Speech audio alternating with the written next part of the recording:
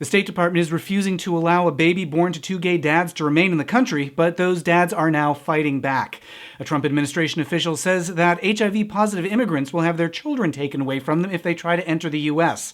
Boris Johnson has appointed an anti-LGBTQ cabinet from hell in the UK, and Jamaica could be the next country to legalize the freedom to marry. We'll have the week's top LGBTQ news and actions you can take on Weekly Debrief. Thanks to everyone who makes Weekly Debrief possible with a pledge of support on Patreon. Head over to patreon.com/mattbaum or click the link in the description to check out the backer rewards. Two dads in Georgia are suing the State Department over its refusal to recognize their marriage and their daughter's citizenship.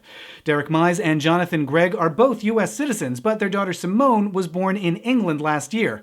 Now, the State Department says that because only one of them is biologically related to her, she isn't legally their daughter. As a result, the one-year-old can only stay in the U.S. under a tourist visa, which will soon expire, at which point the baby will be in the United States illegally.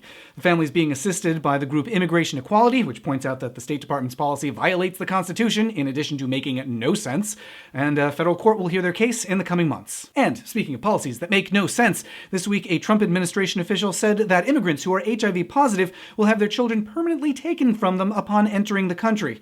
Brian Hastings, who is chief of Customs and Border Patrol, said that HIV is a communicable disease and warrants the forcible seizure of children by the government. Of course, that policy has no basis in actual fact.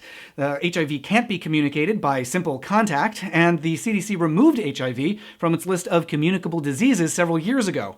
What's more, Customs and Border Patrol says that they won't separate families that have far more easily communicable diseases like the flu. Meanwhile, in the UK, incoming Prime Minister Boris Johnson has appointed a cabinet that human rights organizers are calling a cabinet from hell. Many of his new advisors oppose marriage equality, queer content in schools, access to medical care for trans citizens, and more. And in Jamaica, organizers have petitioned the Inter-American Commission on Human Rights to help overturn the country's ban on marriage equality.